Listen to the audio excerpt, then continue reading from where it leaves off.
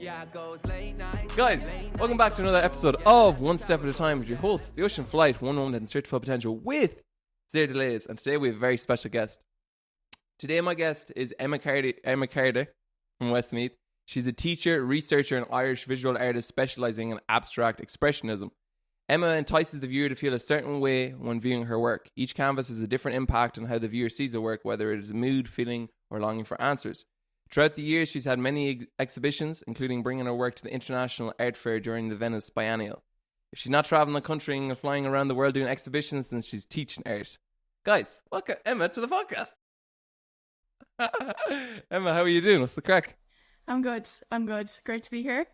Good to be here. Lovely. Yeah, Emma, you're saying it's a bit rainy down in Cavan. What's Cavan like? It's awful. I think I've been to Cavan once when I was a kid, and that was the height of it. What's Cavan like to live in? It's actually not as bad as people think it is. It's not as bad. Like, people, when I say I'm living in Cavan, they're like, oh. Like, they just completely changed their tune, but it's actually fine. It's fine. Is it the countryside, or are you living in the town, or? I'm living just outside of town. Perfect. But it's still like rural enough. Rural. Would you be a countryside woman, would you? Oh yeah, 100%. Yeah. So yeah. Emma, you're from Westmeath. So first of all, I want to ask you and get maybe your definition of what an expressionism artist is, or abstract expressionism. If you give us a definition, what is abstract expressionism? That's two hella words put together right there. The dreaded question, because like, when you try and explain it, it probably confuses people more. But it's basically an expression. If you're to think of a poet working, they express themselves through words, or an author expresses themselves through their stories. So like abstract expressionism is just a way of an artist communicating how they're feeling, their thoughts. Mostly it's a lot to do with feelings, like emotions. And then you just bring in your skills of painting, and it's tough because a lot of people would say, sure, a 5-year-old could do that. It's just throwing paint on a canvas. It's just squiggles, like. But it's more than that, because it's basically your voice. And when you hear the criticism, it's kind of like, oh, maybe I shouldn't talk anymore. And some people kind of like shut down then. But when you're in that zone of just painting, and you kind of feel freedom then, and it's movement as well. It's not like restricted. It's expression. Like, you can go mad. You can see you lighten up as you say it. You just, the personality just blossoming. Yeah, Emma. So I want to bring you back. I want to just go through a little bit of your journey and obviously where you are today. Is it Collinstown? You're in Westmeath. Is that where you're from? Yeah, that's where you're from. So it's a village called Collinstown. Oh, it's a village. But, man. It's a village. Yeah, it's a village. Shout out Collinstown on the map. Shout out Emma. Yeah, it's a village, and like I think we're known best for the lake there, it's Loch Lane. But I'm from a small part outside Collinstown called Gleniden, so we've a very close community there. And everyone knows everyone knows what's going on. But to be honest with you, like when I go home and even meeting people in the local shop, and they just ask me how I'm getting on, or like I'm living in Cavan now, I'm half an hour from the home house, but I don't get home as often as I want to. But when I do, it's like you're just there all the time. It's that kind of community.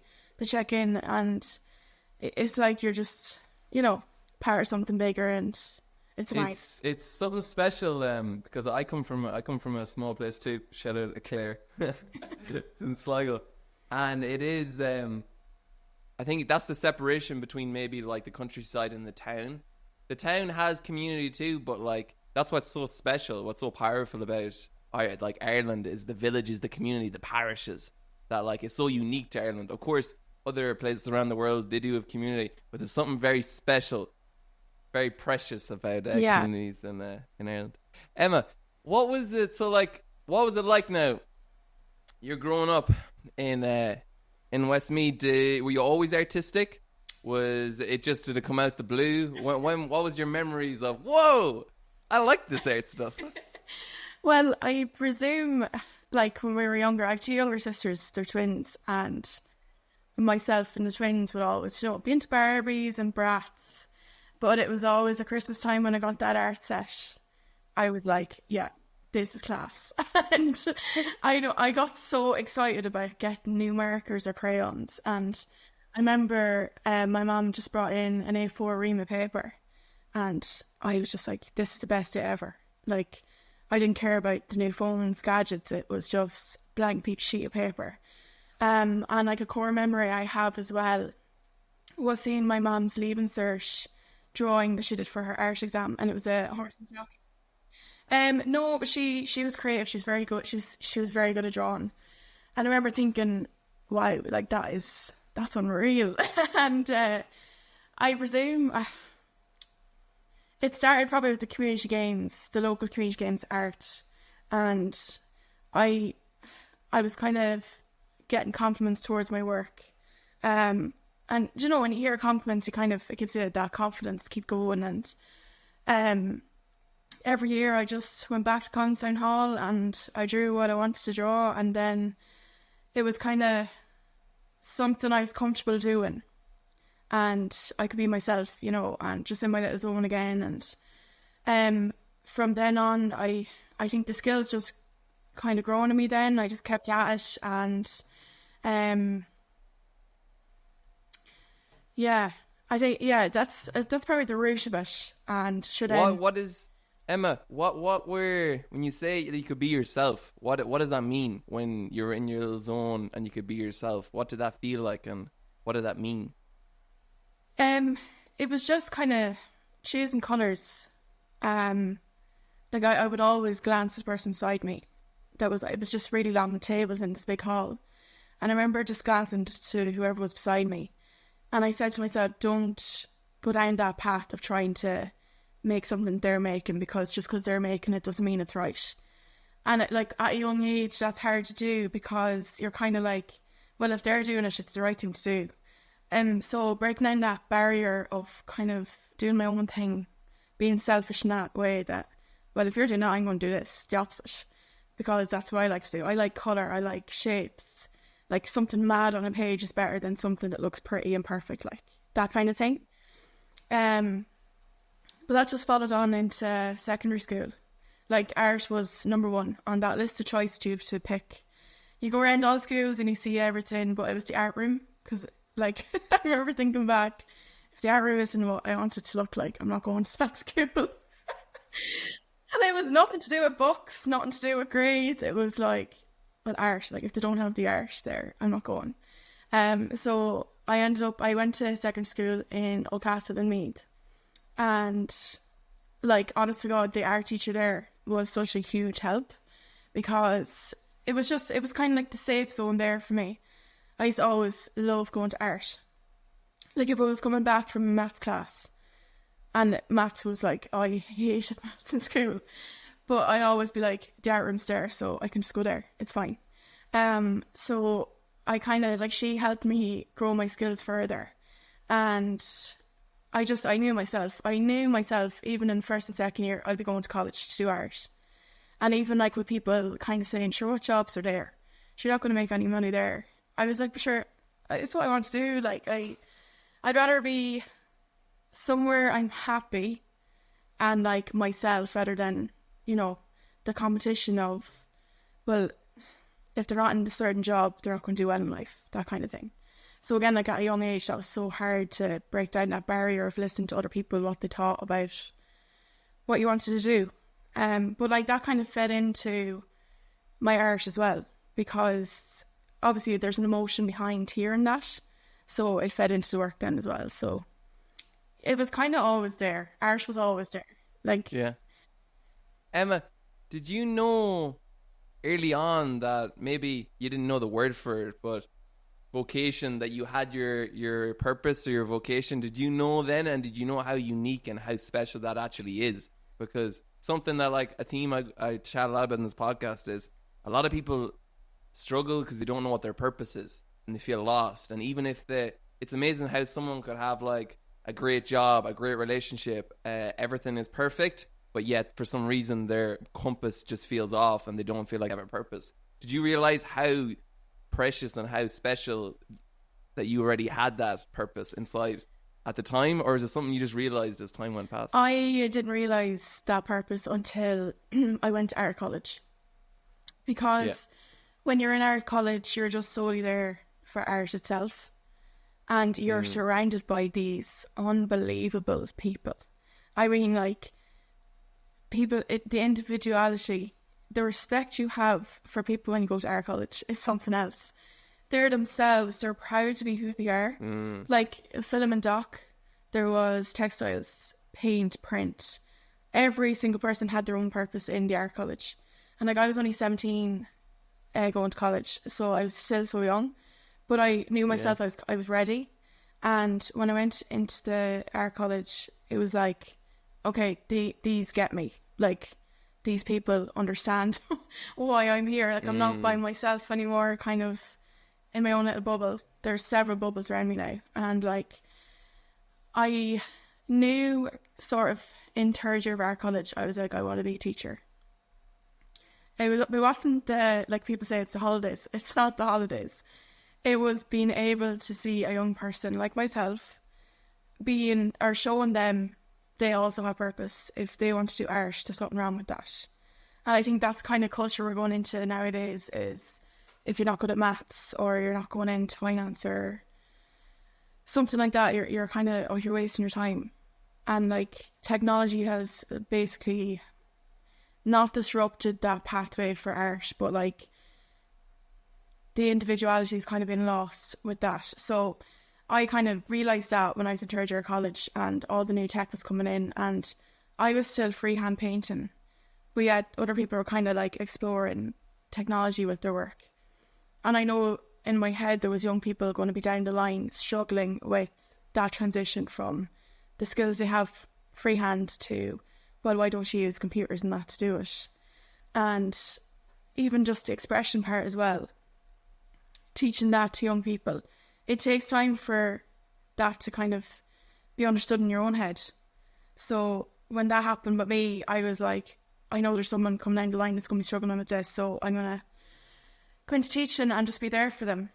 You know, and if it's that person, that one person in their lives, if they like art, even if they have like an interest in it, if it's a hobby or whatever it is, I'm going to be there for them, just to kind of guide them. And Emma, them words, I'm going to be there for them. Yeah. They're very caring words. They're very empathetic words. They're very understanding words. I'm going to be there for them. Is that just in your nature? Are you just a caring person? Is it that, like, if you see someone struggling, is it in your nature like, oh, I just wish I could help them? Where does that kind of step? Yeah, and I think, do you know what? That's a strength and a weakness. Like, it goes hand in hand there. Yeah. You can see fucking empathy, man. I love it, but I fucking hate it. It's so annoying. Yeah, you just feel for someone, you're like, turn off the emotions. Why would you turn off? Yeah, and like, do you know what? If you don't have empathy, then you can't teach. Like, you have to have it. And like, some people have it more than others. But I think I'd say just from my childhood as well, it's just in me. And it's not just in work. I could be at the shop, someone drops something, you just pick it up and help them. You don't walk by them. Like, I think it's just in your nature, and it's human. It's like, if you don't have empathy, I think, you know, it's just being human. It's just helping other humans. And yeah, I think it's a weakness too, though, because if you can't help that person, that really impacts you. And it's like, how can I help them? If I can't help them, like, what's going to happen? Like, you know, and it could be the smallest thing that they need help with. And if you struggle to, like, be that aid for them, I think that gets in your head too. But then the other side of it, when you do get to help them, if they're struggling with anything, it's like, I got to help someone today. Like, that's my job done. I'd be very similar like that. I'd be like, I do believe the word is empath, like, where I feel for others. Over the years, like, I've matured a lot, where I'm able to kind of, I can't turn off the emotions, but I'm able to calm down the emotions and not maybe affect me as much. Did it take a while, or is it still hard to like maybe calm down the emotions when you can't help somebody? It is at times, but to be honest with you, the work colleagues, like, they are amazing when that does happen. And again, it could be the smallest thing, and it's going to be like eating away at you all day. And when you get to share that with another colleague and they kind of advise you, or even just say, it's going to be okay. Like, sometimes the person helping needs that reassurance as well. But asking for that reassurance, that's the tough part. Because if you're like overthinking it and getting worked up yourself, you kind of feel, oh, sure, I can't bring anyone else into this worry, because then I'm going to be worrying them, and it's like a vicious cycle. But then when you actually do it, it's actually not as bad as you think. So when there's help there to help you, I think that's a huge help as well. Like, you know. It's a powerful thing. Emma, you spoke about when you went to college. So you're 17, you're naive, the eyes are open. Oh my God, college. This is Galway. You went to Galway for college. Yeah. I'm sure it was excitement. I'm sure it was a little nerve-wracking too. Like, it's a new adventure, a new chapter in your life. What was it like? You were saying about how you started being surrounded by individuals and you're like, wow, there's so many individuals. Did that feel liberating? You're like, oh, I can finally spread my wings. These people understand me. Yeah. Like, I mean, it was the mad hair colours first. That's what you first see. And the tattoos. And like, I was innocent 17, like, you know, never, like, my dad used to always say, you're not dyeing your hair till you're 18. And I walk in and I'm like, oh my gosh, I want that colour. That colour's nice, actually. But they were just being themselves.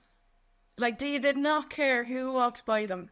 And like, I was a first year in college, and these were like fourth years finishing up, getting ready for their grad show. Like, and I remember in the art college in GMIT, there was stairwells up to the very top, and paint was always up on the top floor. So I said one day I'd go up and just see what people are doing, do you know, because I'm so curious now. Like, the curiosity got the better of me.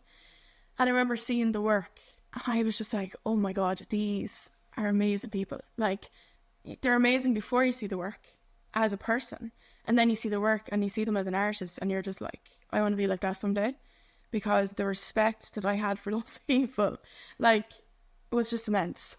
And that kept me going, because obviously, like, it was the first time moving away from home. I moved into a house in Galway, and like, thankfully the housemates are so nice. But like, you hear horror stories of like having to move house after a few weeks, dropping out of college, not liking the course. So like, there was just things in my head that what if? I think that was just me being young as well, because you obviously expect the worst to happen when you're younger. You're like, this can't be going as good as it is without something happening. But the lecturers in the college as well, like, obviously the being there as a first year, they're going to help you kind of find your niche. And I knew myself, like, before I went to college, I was drawing things exactly how they were, like still lifes and almost like photographs. And by fourth year, the lecturers completely upturned that, and I went full abstract. Like, that's something I never thought I would be doing. What was that moment, Emma, when you switched? Was it over the span of time, or was it just it just happened? Dropped? It literally just happened, and I always call it the eureka moment. Eureka moment, because it was the first time I stood beside a painting and I was like, I like this. Because like, I was bringing in like brushes for brushing the floor, dipping it in paint, and like brushing the canvas. I was throwing paint at it. I was literally like, when I was restricted trying to draw something exactly how it is in front of me, I was like, oh my God, this is class. I can just throw paint at the canvas. And that's okay here, because that's what, like, that's art conscious for, it's for exploring. And I remember the lecturers walking in, and they were just like we had a studio each. I shared with another girl. I'm still really good friends with her, but it was 4 white walls, and like, the walls were no longer white when I was finished. Like, there was just paint everywhere. And I remember thinking, oh my God, they're going to kill me for like burning the walls. And they just like, this is you. You keep doing this now because you have found yourself. And then just like that, like, I was in painting first thing in the morning, leaving late at night, getting canvases finished. But it wasn't for the grad show. It was just for me. Just like literally express myself. And if it wasn't for art college, I don't think I would have been it's hard to know if I'd eventually arrive at that destination where I was going full abstract, but definitely art college helped me there. And I owe a lot of it to the lecturers and the people who are on my course, because like you hear the critics, but like your biggest critic is yourself. Like, did I do that right? Maybe it's not right. And I remember one time it was said to me in college, there's no right or wrong in art. You just need to be yourself, because if you're not yourself, no point doing it. So I always say that to students now as well today. But yeah, it was the best 4 years of my life, to be honest with you. It was just mad crack. People on my course, just every day there was something happening, something funny. Just even grabbing a coffee and tea down in the canteen and heading back up to lash some more paint on the canvas. Like, it was just mad. And like, yeah, and I came home from college a few times, and like my housemates, they were like in really good courses for really good jobs, and they were like in front of the laptop and like, you know, finishing off work. But I had my work done, and I was like, you're workaholics. And they're like, no, we actually have to get this done for the course. And it was just trying to like understand, like, I basically am where I'm meant to be. Like, this is it, like. But yeah. Emma, just there, one of the best things you can be in this world, probably the best thing. Emma, what's the best thing you can be in this world, actually? Probably yourself. Just be yourself. Yourself. Be yourself. And it's probably one of the toughest and hardest things people struggle with. It's because I remember I was watching a Snoop Dogg interview, and he was like, man, Joe Rogan, I think, was like, oh man, you've been famous for years. And Snoop was like, you know what? So I'm just myself. I just found a way to be myself. And Joe, if everyone was themselves, they'd be this good too. You're on about like that moment, Eureka moment, that freedom. What's it like when you're just comfortable in your own skin? What's that feeling like? At the moment, like just when it happened. Yeah. I almost cried. Genuinely almost cried, because like, as well as being surrounded with people who are themselves and like getting on really well with their paintings, there's that struggle that you're not good enough, or your work it's different to theirs, but why isn't it working? Like, I'm not happy with this yet. And you're getting so frustrated with yourself, because you know yourself, oh, it might look pretty, but it's not me. And like, I couldn't understand why I was getting so thick at myself, or thick at the work, because I was like, it looks good, but what's missing? Like, and there was something missing. So when it happened, it was just a wave of emotion. It was like, I'm after doing it. And like, you literally, like, I still have the work. Giddiness, the excitement, the enthusiasm. I still have that painting, and I bring it to every exhibition I have, because it's me on the wall, and like it literally feeds into every single work that's around it. But like, it's like my little baby. It's like, if you don't like it, that's fine, but we're gonna have a problem if you're gonna criticize it, because that is me on the wall. But yeah, it was just overwhelming. At the same time, I was so happy just to get to that place. And like, I remember just even thinking back with Queen's Games, me drawing, and it was like a timeline in my head just going around and around. From like the under 8s art to where I am now in college, that was all for this. And I remember just thinking, oh my God, like this is it. Like, you know, and it just spiraled from there. Yeah, it just spiraled from there. Emma, why do you think artists find it easier to be themselves? What do you think it is about art that almost access the most precious and sacred place in our soul or our heart or whatever, or in our mind or whatever? How do you think, or why do you think it's able to do that? Because that's why artists attract other artists, because they're seeing the true version of themselves. Like, when I make I'm an artist, I'm a rapper. When I make a song, right, I'm letting you in to literally the precious side of me, and you go, oh, there, it's like my journal. That's what I always say. It's like, okay, here's my journal that you would write your most deepest stuff in. I'm just going to give it to you, and here you go. What is it about art that's able to do that for you? I think what it was for me first, I wasn't showing my work out to the world. Like the lecturers on my friends in our college used to see what I was painting through the day. And like, even at that, if anyone walked into the room, I was like, do you know, it is like, look, someone reading your diary. And it's that trust. It's the trust thing. Because if you're trusting them to respect you as a person as well as an artist. And that trust, it needs to feed into, well, if I'm going to do more work, I'm letting you in further. So you need to be on this journey with me. Like, for you, it'd be someone's ears. You're trusting their ears to listen to every single word you say and understand it, understand you. As an artist, you're trusting their eyes and their feedback sometimes too. It's a lot about respect as well. You know, you can't knock someone down if they're letting you in. Sometimes you do get knocked down, and that can have such a negative effect on you. Not even like in the studio as such, you're just sitting there having a cup of tea and you're thinking, oh, they said that to me, like, what's that mean? And it's, for me, if you're letting someone in, you have to let your guard down. Let any negative comments over your head, because it's just you. And if they don't like it, then they can set off. But like, it's a big thing letting someone in. It is huge. Emma. Aye. You're dropping bangers here. You're dropping gems. Emma, something you said there, letting someone in. Do you think it's a trust and respect with the viewer, the listener, but it's also almost a higher trust and respect with yourself? Because you have to trust and respect yourself that you deserve. Like, so much of art, like, okay, we're artists. Of course we make art for ourselves. We do, of course we do.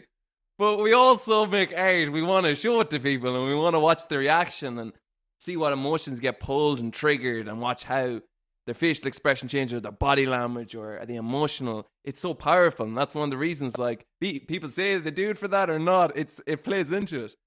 But in order for even to present something, you have to trust yourself and respect yourself that you even deserve that reaction, that you deserve them compliments, that you deserve that fulfillment or that reassurance that, yes, this is great. I am great.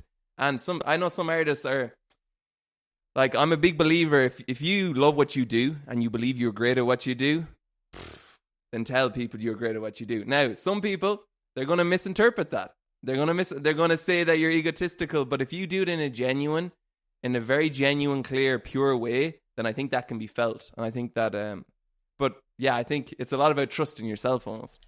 Yeah, and I realised that last summer. So when the gallery in Venice emailed me, my first... Whoa. do. Let's just drop that in there. Poo. Bring it back there again, and we'll say that again there for the people so they hear that again.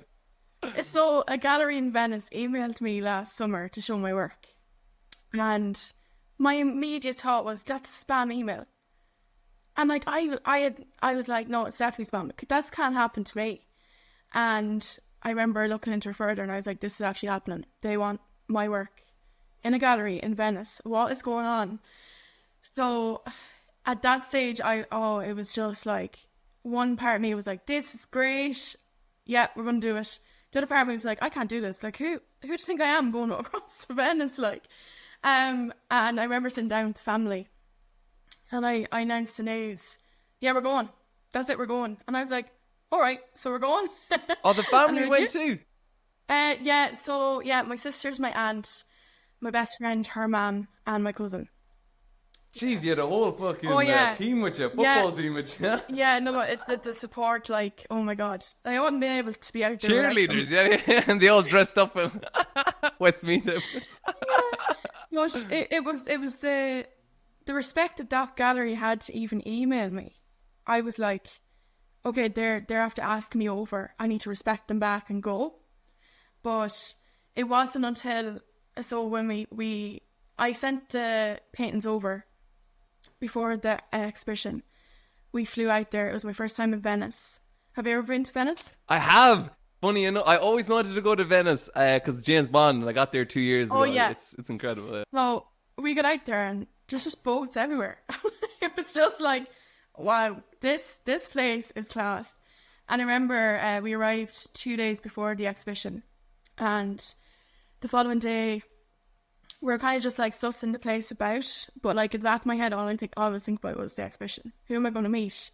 Where are the other artists? Like, I couldn't relax. And it was excitement as well as nerves. Like a lot, like same emotions, same thing, Emma. Yeah. But I remember walking. So my friend Anne-Marie came with me to the gallery, and I had an interview on camera, and I walked up to the top floor of this beautiful building, and I just seen my work hanging there, and I was like, "Oh my God, this actually happened." Like, my work is up there. My name is on the list of artists. Like, there's 40 other artists, international artists, and I was the only Irish artist there. So as well as that, you're like, I'm doing Ireland proud here, I think. Do you know, people who actually love art will be like, respect me a bit more. But at that time, again, it was just like the eureka moment. I got so emotional because I was like, I'm in Venice. Like, this is mad. My name was up on the wall. My paintings are up on this wall. Like, the room had like the Sistine Chapel like roof on it. It was just like, it was class. And then the camera came in with about 5 or 6, maybe 7 gallerists or collectors. And you know, when you just see someone and you're like, they're important people. I just started panicking. And Anne-Marie just said, you can do it. Just be yourself. So she stood to the back of the camera. Who's Anne-Marie now? Anne-Marie is... one of my best friends came with me to Venice. Your best friend. Yeah. Shout out Anne-Marie. Can we get a applause for Anne-Marie? Where's the round of applause for Anne-Marie? And I got mic'd up, and I just took a deep breath, and they just counted me down, like, you know what they do in Hollywood movies. And I just was myself, explaining my work. And then I clicked the finger and it was finished. And I just remember thinking, did I do a good enough job? And I was like, you know what, I don't care if I did, because that was me. So if they don't like it, that's grand. But the 5 or 6 or 7 of them all clapped when I finished. And like, I can go into a classroom and I can talk in front of 26 kids, 6 class a day, no problem. It was that time, those adults who understood me as well, like, you know, and they were critics, like, there were critics there. Like, they had scarves around them with the chains on the glass. Oh, you know, they're critics, Yeah. must have the scarves. Them bloody scarves. I just remember thinking, that's the job done. Like, I'm okay now, I can relax and enjoy it. So that evening then we went to the opening, and I was meeting so many people. And it was the first time someone actually just said, I understand you. By looking at the work, I understand you. I understand what you're trying to say. I understand what you're trying to do. It's just amazing. You're amazing. And like, it was just like, okay, this. What was your reaction when you felt like they understood your art? I think I said, really? And like, obviously there was a language barrier there, so I can't speak Italian. And just my facial expression, they're like, no, like, that is bell. And I was like, oh, really? And like, where's your work? And like, then the conversation just like kept going. And I was like, I really want to do this again. I want to do this again. This is so much fun. Why was I getting so nervous, you know? And I didn't realise the impact Venice had on my work until I got the invitations for London and Rome then. But they happened when I was back at school. And I remember thinking, I can't do both, can I? Like, can I keep teaching? Because I love teaching. Like, teaching is my passion as well as art. But I couldn't imagine myself not being a teacher. But then again, when I'm in the art world, I'm a different person as well. So it was kind of like that contrast in thought when I came back from Venice. And again, I sat down with the fam and they said, right, we're going to London and Rome. So You have one supportive family, Emma. Yeah. Fucking hell. Yeah, my friends as well, though, like the friends, the girls are just... Shout out the girls. Girls, yeah, I'd be lost without the girls, to be honest with you. Because, like... Hey, they better be listening to this after. I'm going to check them stats, Anne-Marie. You better be listening to this. But the same happened in London and Rome. But, like, the one thing in London that got me was there was a woman came into the gallery. And obviously I was standing beside my work. And I was kind of just looking at it because it was a different space that it was in. And the woman was like, oh, do you like the work? And I was like, yeah, I do like the work, yeah. And she goes, yeah, I understand the artist again. And I was like, do you? I was like, I was actually hoping someone would say that to me again. And her eyes were just like, what? You're the artist? She's expecting like a 65-year-old woman that was retired, not a young woman. And I was like, why do you think a 65-year-old? Well, someone who's retired has time. That's the person I thought would be able to paint that. And I was like, this is mad. Like, but again, when she met me, she had so much respect, and she was like, you're so young, like, you're only starting out. Like, I consider myself getting old, to be honest with you. But yeah, it's nice to hear the comments in a different country as well as a different gallery. And Rome again, like, oh my God. Come on, like, Rome too. Like, bringing your art to an exhibition in Rome. Yeah. Emma, that's dreams, like, right there. The galleries are so great, though, because I didn't have to worry about hanging the work. Like, a lot of emails come in prior to it, but I was so relaxed going to Rome because I was like, right, I have Venice and London under me. Rome's going to be fine. And the gallery in Rome, it was just such a nice setting, and they were just so lovely. Like, the people were so lovely, and I remember just getting the reception of just respect around the room. Like, they were standing up when I walked in, and like, it was just, they really wanted to meet me. They didn't really, like, it wasn't as if they weren't looking at the work as such. They were just like, I want to talk to you. And I had a translator beside me, and when she was telling me what people were saying, like, again, the emotion, and I was like, no, hold it together. Just came out. Hold it together. I have expensive mascara on now. I can't be crying. But it was just a feeling. It was like, oh, no matter where I go, I'm just getting positive comments. And it just, like, I remember going back to work, and I was just buzzing. Like, the kids were stopping me in the corridor. How'd you on, miss? I was like, oh, lads, you need to go to Rome. Like, it's just amazing. And it was just being able to share that with them as well. And, like, they...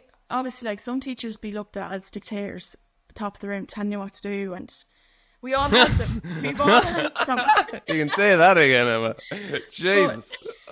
But it was like they were wanting to know me as a person then, do you know? And like, it's just such a nice feeling.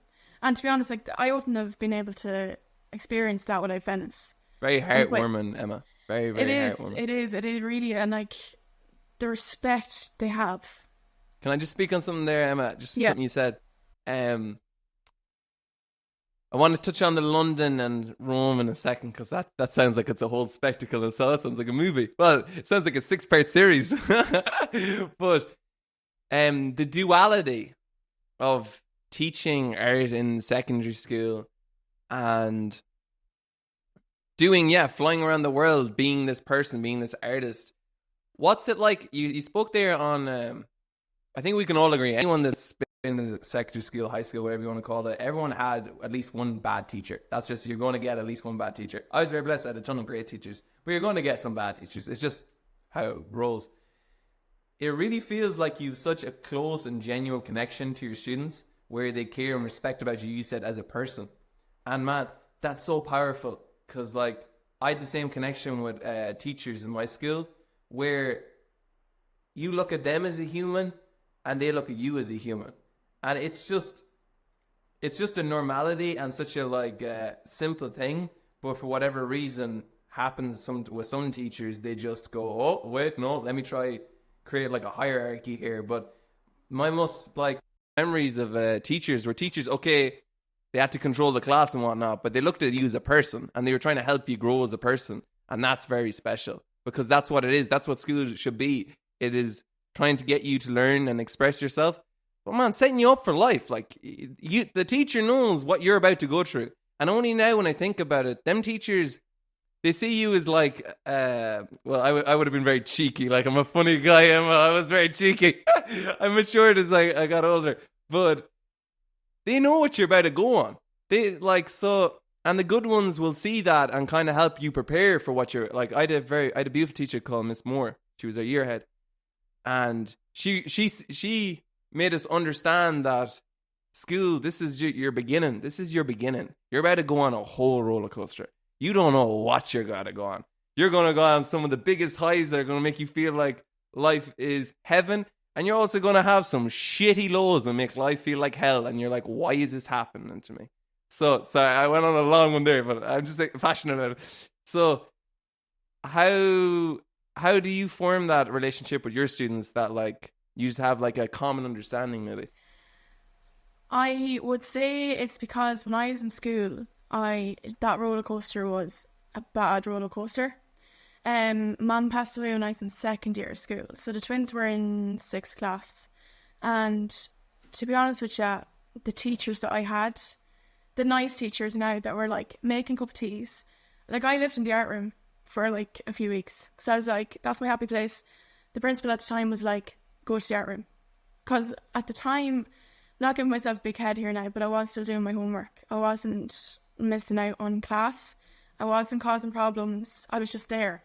And the fact that I actually went to school was huge at that time. So when they kind of let me loose in the art room, I opened up more. But the respect I had for those teachers helping me, I never forget it. But that's kind of where that came from. When I'm hearing what other students are going through, you're on another understanding level than other people, because if you haven't gone through something, you haven't a clue what you're talking about. Do you know? And that word, I understand you. Like, They don't though. when you know they don't. They really don't. Why are you saying it? You don't understand. Yeah, and I just think if I hadn't gone through that, it was traumatic at the time. But if I hadn't gone through that, I'm not going to say I'd be one of those bad teachers, but I think it's helping me be there. Like, there's more to life than getting those grades. I know it helps in college, but there's now different pathways you can take. But like, if you're not yourself, if your head is not right, if you're having a bad day, there's no point in fighting it by yourself. So I want to be that person they approach. Because if I'm that person they approach, if it's just saying hello to them in the corridor, like, hi, how are you? Like, you're changing their outlook on the whole day. They could come in from bad situation home in the morning. They mightn't even had breakfast. They're cranky, they're hangry.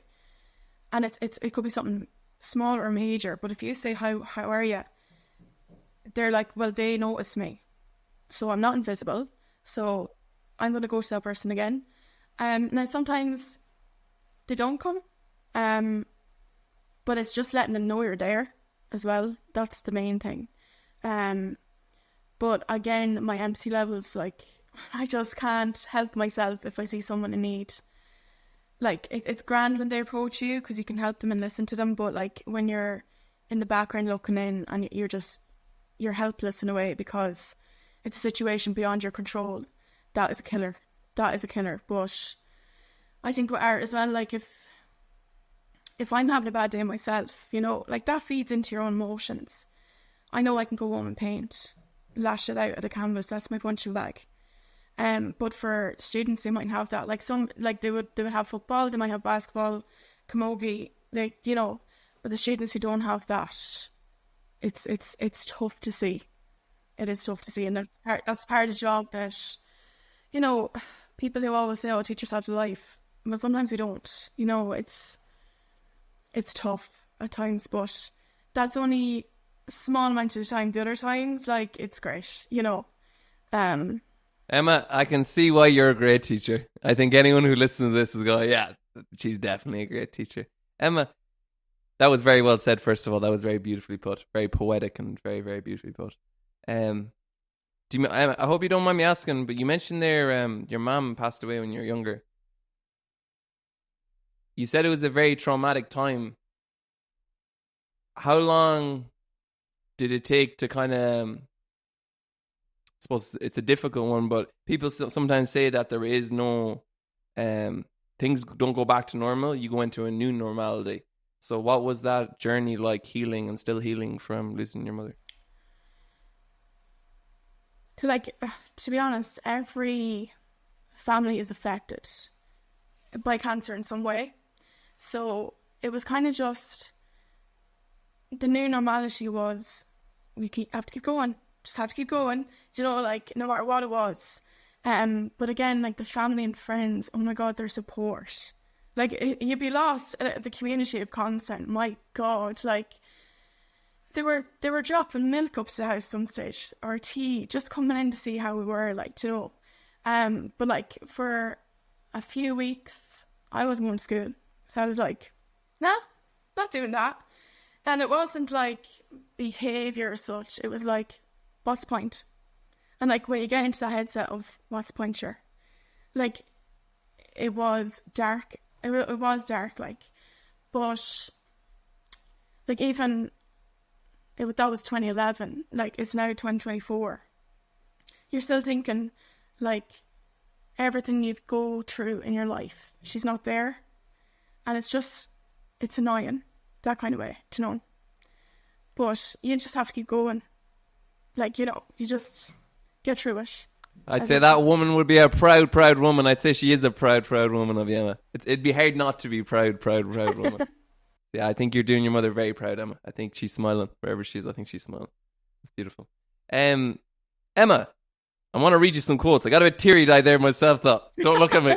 I'm an emotional guy, Emma. I get teary. It's expensive mascara. I want to read you a quote. Actually, we'll do. I do this. So what we'll do now, Emma, is I do a round of quick fire questions, fun questions. Okay. And then I'll ask you a couple more questions, and I won't keep you too long. But Emma, this is great. Emma, this is really good. Emma, because actually, I want to give daps. So shout out Dave Duke. So I love artists, like, and I love supporting artists. I suppose being an artist, but Dave Duke, you did a drawing for Dave Duke, which was an amazing drawing, and he chatted about it on his story. And then I seen your Instagram, and then I clicked, and that's how I found you. So shout out the Dukesters, I'd call them. Thanks, Dave. Yeah, I'm trying to get him on at the moment. Dave, reply to my DM. Shout out Dave, man, he's dope, dude. Really loved it. Okay, yeah, let's do some quick fire questions. So Emma, these questions are literally just fun questions. You don't have to overthink them. Okay. And yeah, they're just fun. So you ready? Okay, your favorite movie of all time? The Notebook. Notebook. Wow. Favorite color? Yeah. Blue. Blue. Mine too. I have blue eyes. I don't know. I can't see your eyes. Yeah, I have blue eyes. Blue eyes. Should I have blue eyes? Favorite cereal? Rice Krispies. Favorite childhood memory? Suppose that's a big one now. Oh, that is tough. Or it doesn't have to be just a nice childhood memory. It doesn't have to be your favorite. Just something nice that springs to mind. I'd say, probably, the twins are going to be laughing at this. I remember when we first got our first paddling pool. Oh, yeah? It was like really warm summer evening. The grass was just cut. And Mum and Dad walked in with a paddling pool. And we were filling it for the night. And it was dark by the time we filled up. But like, we still got into it. Yeah. And I remember just thinking, this is great fun. And like, the twins were we were both so young at the time. Yeah, but it was just a really warm summer's evening. And not caring the world. Just that paddling pool was life. That's like, that night I was like, yeah. And like, it stayed out for 2 weeks. It was like that summer, one summers that we'd have like really nice weather. So yeah, I think that would be. Very cool thing you just said there, that paddling pool was life. I think I'm someone it's a very good quote, because I'm someone that I'd be very close to my inner child. I keep a good connection with my inner child. Like, even this podcast is just really just me running around the forest chatting to myself, except I found a way to like make it something and chat to other people, and like that's all it is. Like, anything I do really is just an expression of something I do when I was a kid. Like, but you said the paddling pool was life, and for that moment or for that evening, that's all you care about. Yeah. And the whole idea for me in life is just trying to stay here, trying to just stay right here for right now. And then when I move to the future in 2 minutes' time, I'll be there. But for right now, I'm just trying to stay here, not in the past, not in the future, just here. And that's something that's something great that kids are able to do, and something we can learn from them, I think, is just stick in the moment. Yeah. Favorite book? Oh. I'd say now a book series. Do you know what? A Complete Aisling. Yeah. Have you Complete Aisling. I'm not familiar with this series. They're so Irish. Like, they're Irish. Okay. You have the GAD players. You have the local pub, the trad music. You're literally like reading about an Irish woman in the stories. Yeah, they're good. I like them.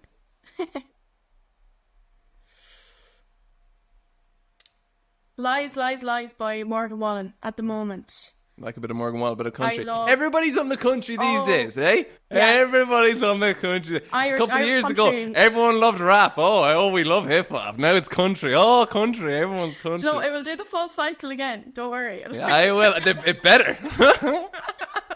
As soon as I became a fucking great artist, everyone just ditched and went to country. You know what's funny, Emma? It's so funny. For years, the father's like, Martin, would you ever think about doing the country music? I'm like, Dad. I was like, I love you, Dad, but I do rap. That's my thing. And he was like, all right, I'm just telling you, the country, they'll all come. And then a couple months ago, I was home and I was like, Dad, I want to tell you something. And he's like, yeah. He's like, remember you used to be always saying about the country music, it's back. And he's like, I told you, lad. I told you to come back. Even like Post Malone now at the minute, like, Yeah. I never Posty thought I'd always hear had him on a that country country song. Posty always had that country in him. He Yeah. always had that country there. And then last but not least, Emma. 1 second, let me put up a question. Last but not least, do you have any favourite sporting memories, or are you not sporty at all? I used to play camogie. Camogie. Yeah. Oh, shit. Oh, I got something for you after that. Oh, do you? Yeah. I do. No, this is... You were reminding me because I nearly forgot it. But go ahead. This is years ago now. I had to quit because I dislocated 2 of my kneecaps. Yeah. So I was like, not doing that again. So now I train the camogie team for school, which is great. Yeah, it's great. Like, it's another bond with the girls. But I'd say going to Fela. Yeah, going to Fela with the girls. That was some crack. Yeah. And we were all buzzing on the bus. I remember. Yeah. Yeah. I feel like you just went back there for a second as your eyes went. Yeah, we're all buzzing on the bus. Absolute carnage on the bus. Emma, yeah, get them to listen to this too. I need them listeners, Emma. I want all you to listen. Emma, last but not least, your favourite art piece you've done. Oh. I said these were not big questions, but as I got into them, they're kind of big. These are deep, like. These are deep. I know, yeah. I may have freestyled a couple of them. Oh, it would have to be probably the Eureka moment one, interlacement. It's my biggest piece. But yeah, that's the piece. Yeah, I think Wonderful. so. Like Wonderful. there's loads I love. There's ones I like when I get commissions in from people and I paint them. I'm like, I would actually love this in my house, but I'm giving it away. Yeah, so it's like, oh, like that must be tough because it is. I could never imagine with music. Okay, you give it to the world, but I could never imagine just giving one song and never having that song again. That's such a but like it's like physical as well. Like you're handing over like 2 weeks of work that you adore, and whatever happens after you hand that over, you have no control over it. Like no control. They can rip it up. They can do anything. You could do a Banksy, yeah. You know when Banksy put it in and all it shreds. That's mad. Perfecto. Emma, you mentioned camogie there. I want to bring you back. I think it's 2015. You did the camogie for the Westmeath camogie. You did was it the logo or the emblem, or if you want to speak about that. I was still in secondary school. I think I was. One of the coaches of the camogie team told me about this competition that Westmeath Camogie were running, and it was for young people to design a new crest for them. And I remember thinking, that's such a good idea because you're getting the younger people involved in Westmeath art. So I was like, sure, look, I'll knock up the logo and see what happens. Like I had no confidence in this, whatever, because I was like, sure, anyone at Westmeath could print off a design to do on the computer or whatever. And I remember she phoned me up 2 weeks later and she was like, your design won. I was like, what? I actually thought she was joking, and she goes, no, it's going to be on Westmeath County Camogie like jerseys. And I was like, this is mad. Like, and I know in Crow Park they have like a hall of all of the crests, and I remember thinking, my crest is going to be up in Crow Park, isn't it? Like that's crazy. Like and I remember like a few of the girls and friends would plays for Westmeath, like, and one of them, I remember them saying like to me, and I think she does she still play for County? She plays for a club anyway.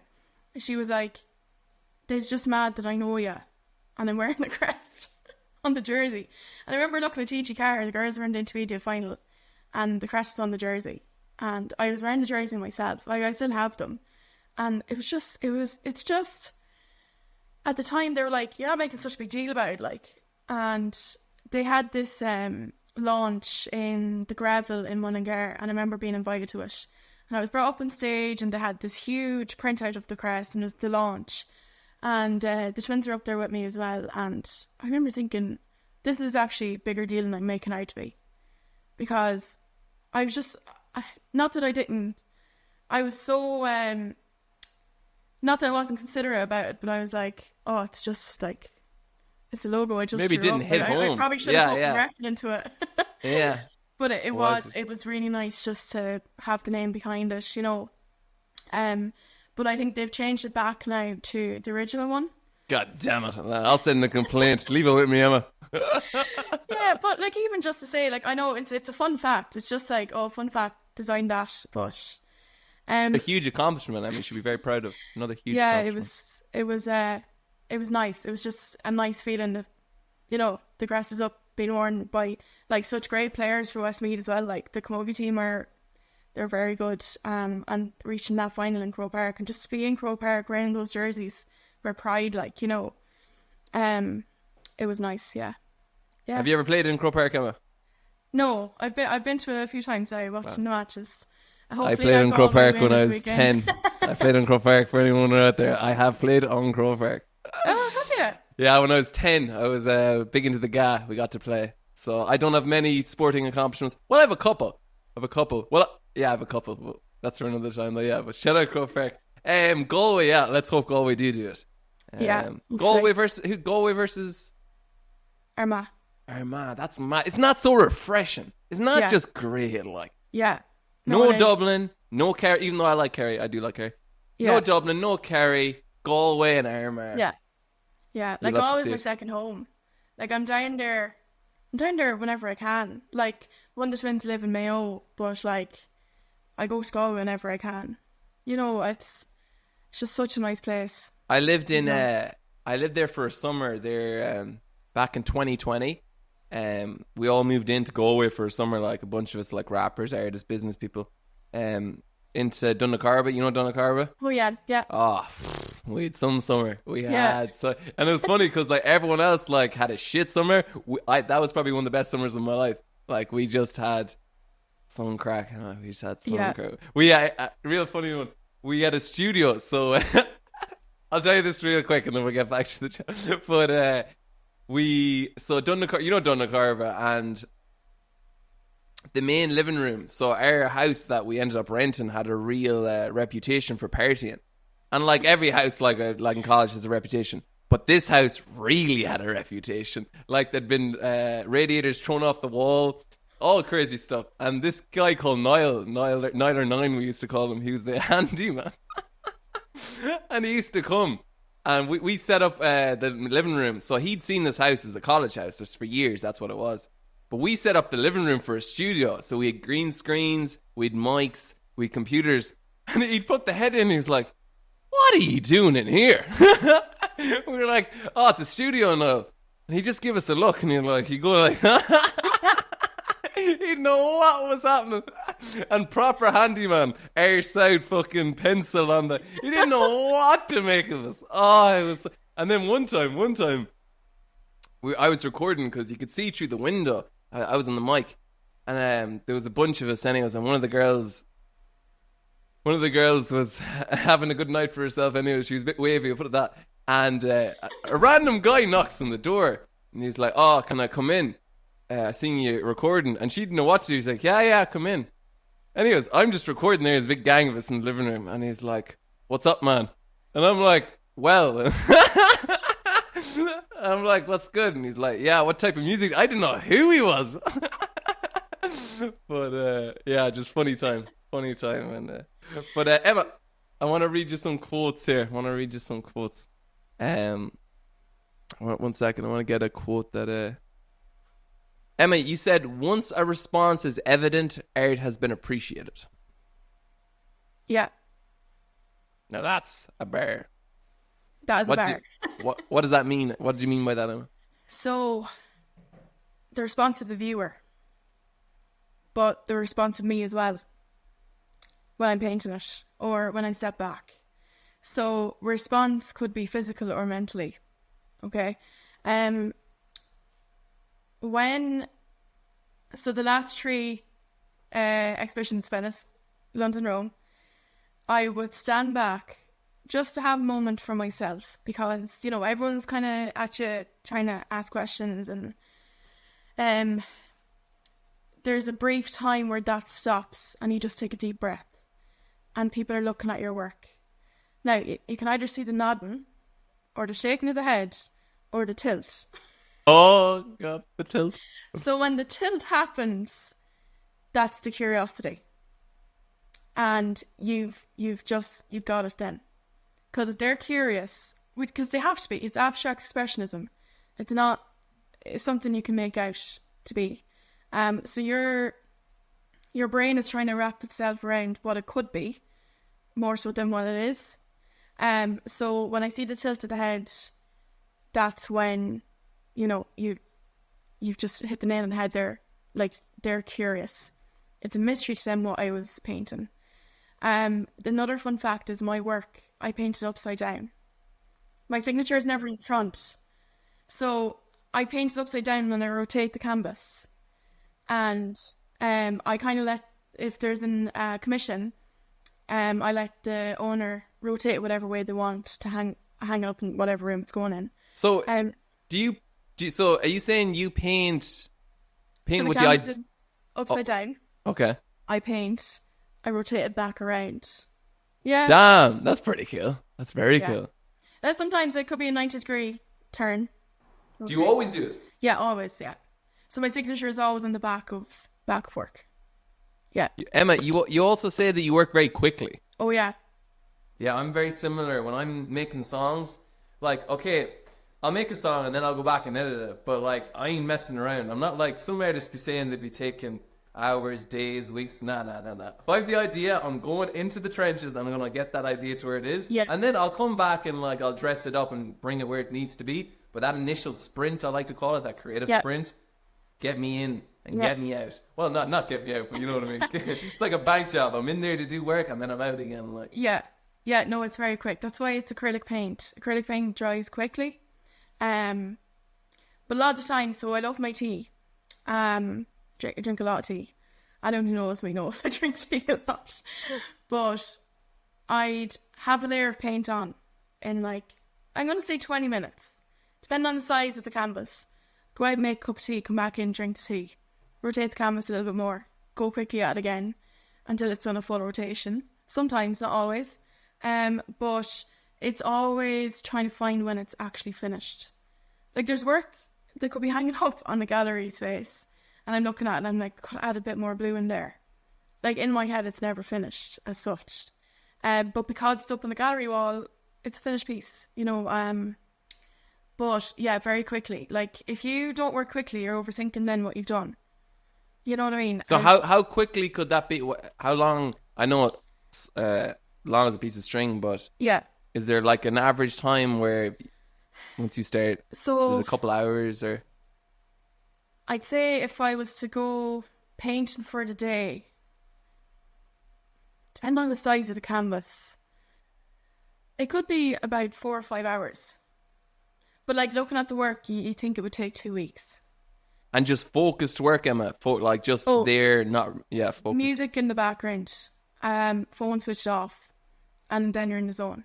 But there's an awful lot of times there this year where I haven't gotten into the zone. It could be something happened at work, or I was getting emails in from galleries around the world, and it was very overwhelming. Some of them. A very important person in Monaco, I'll say, I'm not going to mention them on this, wrote to me a handwritten letter to exhibit in his villa. And I came anyway, and I was like, oh my God, imagine being in front of royalty, And I just said, I can't do that. It's too overwhelming. I'm not there yet. I just want to be in my own little space just for now. I've done 3 big ones this year. I can just relax for a minute. And it was only when... I think, Emma, the power...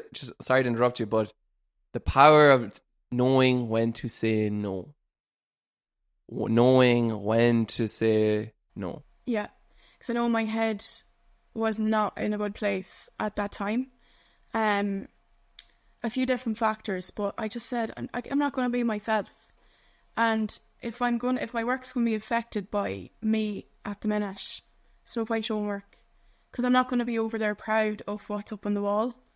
It's still going to be a painting, but like, don't ask me about it, because that was a bad time of painting. So I just said, look, just keep me in mind for 2025, 2026, because I just can't. Now, the response was just like you said. They said, wow, we weren't expecting no, but we will stay in contact with you. If it just... Yeah. But again, just saying no, like, I said no to a lot of them. And I kind of put work first. I put work first. I kind of put myself first as well in that regard, but I landed 2 home exhibitions in Galway, and I've one upcoming one in Cavan, and they just came at the right time for me, because I was like, I want an Irish exhibition. Yeah, it's great being Irish going abroad, but I wanted to show Irish people in person, because the work that was in Venice and Rome, like, no one has seen that in Ireland. Like, that, the fam at home have seen it as if they were up against the wall in studio. But I just want, like, my upcoming one is called Enigma in Cavan, the artist behind the canvas. And it's primarily just to know and understand me as a person as well as an artist. Because when you're over in Venice and London and that, you kind of get lost in that commercial type of bubble. Like, you're there to sell, you're there to make money or whatever. I wasn't. I was actually there just to kind of... I was invited. I went. I came and I met amazing people. But the eyes on the prize for them was selling work, where for me it was getting exposure, getting my name out there. And then when that letter came in, I was like, I can't do that. Not this time. So, Emma, you got this letter, right? So it was handwritten. So it just comes to the gaff in Cavan from Monaco. It was scanned in online. It was firstly an email. Okay, gotcha. Yeah. I printed it out because it was genuinely like a letter. And it was signed. Again, the time and diligence to write it, Emma, shows how important it meant to the person who reached out. And I never printed it off. And I took a photo of it and sent it to my aunt. And she was just like, sorry, who? Seriously, they wrote it. And I was like, yeah, but I'm not going to take it. And her reaction wasn't like, why aren't you taking it? It was, do you know what? You need to do what you need to do. We'll respect it. Do you know, there's no pressure. And when I heard that, it was kind of like, okay, that's fine. I'm not going to do it. But like, it's nice to say you were asked as well, but if your head isn't in it, you can't. You can't. It's like looking at a blank page, just trying to write down how you're feeling. I couldn't even do that on the canvas. I had an artist's block, and I was mixing colours just for the sake of mixing them, like, and that happens. Like, I've chatted to other artists, like, it does happen. Emma, what do you do when you get an artist block? I just remove myself from the studio. Remove myself from the pressure of having to make work. So like that, I think that was a month, maybe 2. And like, that seems like a really long time when you say 2 months, but at the time that went by so quick. So I just kept calling to the girls for a cup of tea, focused on work. It was a distraction, like, which was weird because painting in the studio was a distraction from work, where it did a full 360, like, work was a distraction from the painting for a good while. And then I think it was just one morning, I was like, I need pink and I need red and I need yellows.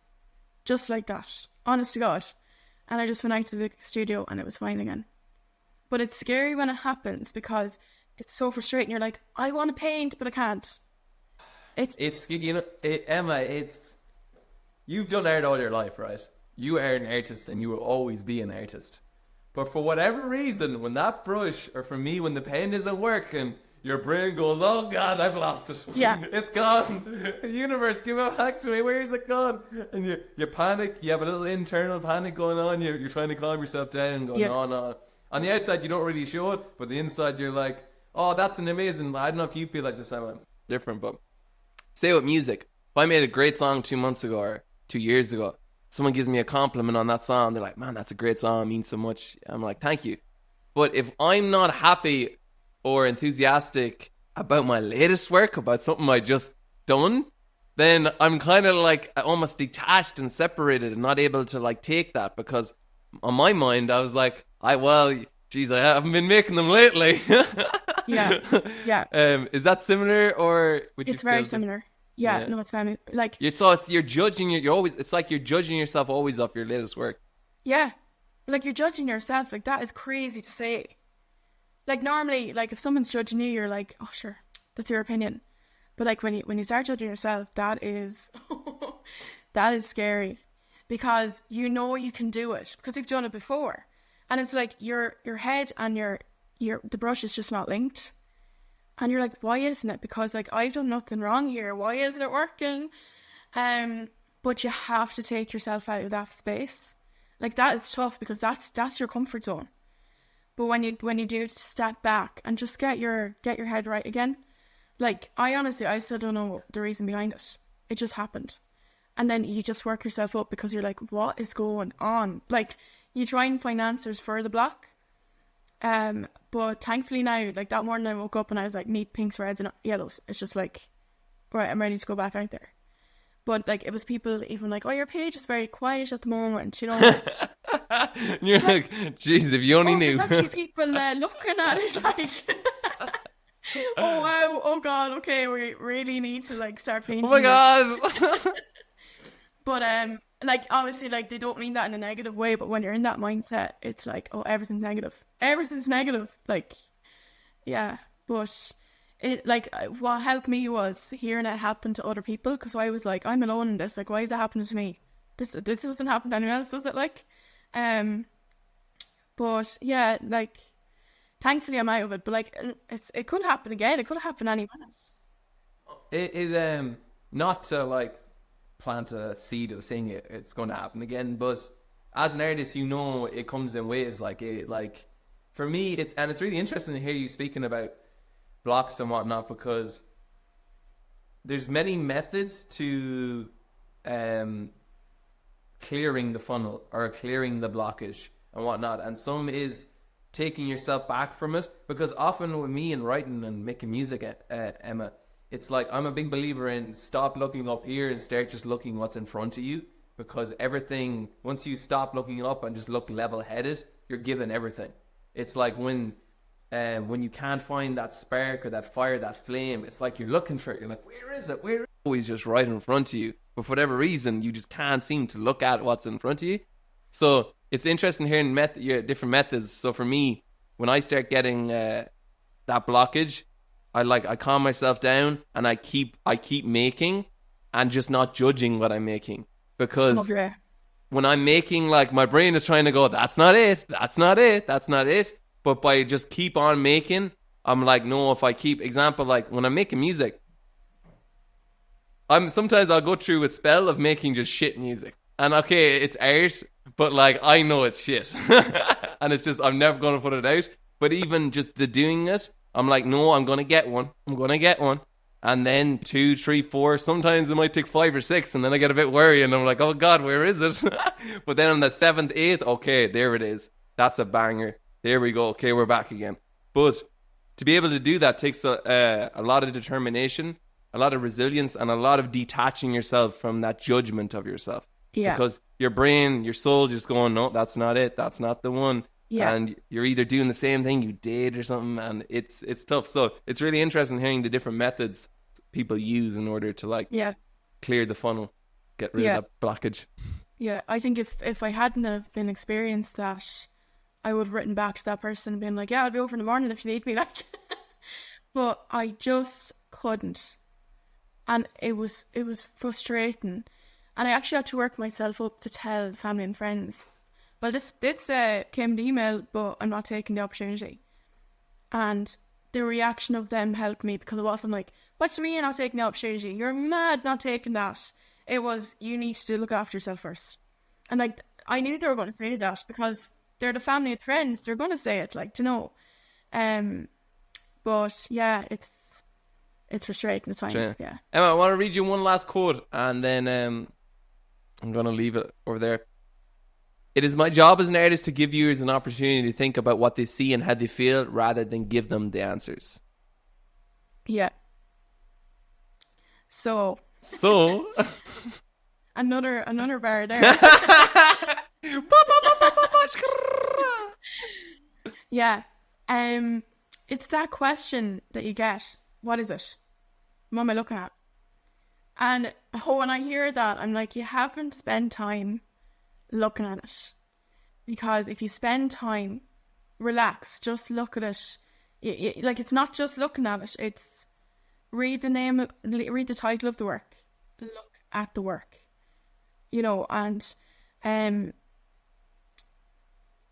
the answers I give them is, oh, well, that's an emotional response to something I've gone through. You know, it could be getting a flat tire on the way back from work. I lashed out at the canvas, like, you know. They always look for answers to viewers. It's the easy way out, you know. What I like for them to do is stand in front of the work. You know, it's different to looking at it on the phone or, you know, on Facebook. It's a picture on the screen. Like, you know, it's not... People don't understand the scale of my work till they see it in person. But when they do see it in person, if it's that easy way out, well, what is it? What am I looking at? I kind of just stand back and I'm like, come back to me 5 minutes. Just stay looking at it for a few more minutes. And you won't even come back to me 5 minutes because you're going to have the answer already. And like, that's abstract though. Like, you know, people who are used to, like, you know, painting dogs or painting flowers or scenery, like that, it is what it is on the canvas. Whereas abstract, you need to feel it as well as look at it. And that's a big part of the Cavan exhibition coming up, because I don't want people to ask me what it is. Do you know, like, just stand, look, relax, and you'll feel it. Because if they feel it, then they'll understand me as a person, you know. So yeah, I think by not giving them the answers, you're feeding into curiosity. And again, when there's curiosity, you've got them, because they're curious to know what it is. It's not, I'm just going to walk into the gallery, look at it, ask what it is, and walk out again. You can't do that with abstract expressionism.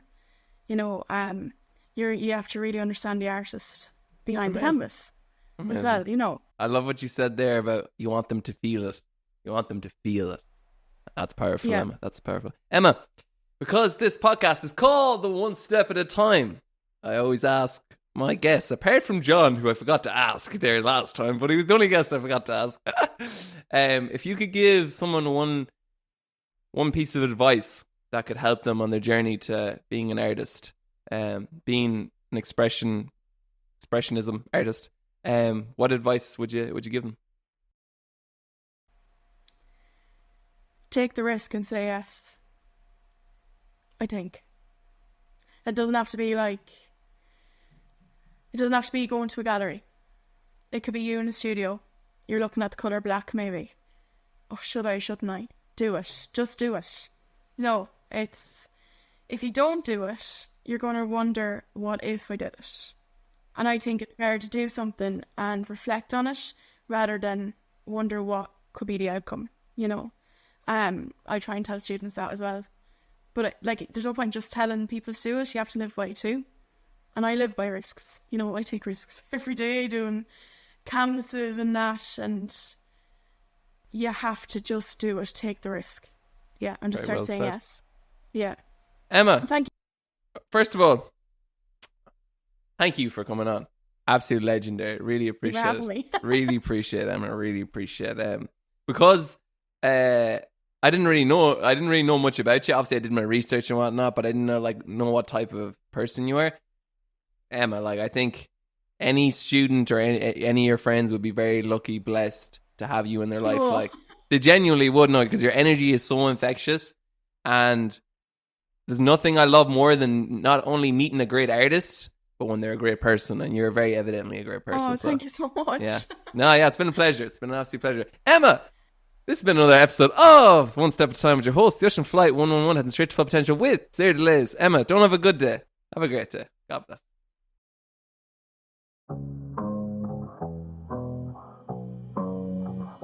Yeah, it goes late nights on the road. Yeah, that's just how it goes. Yeah, that's just how it goes these days.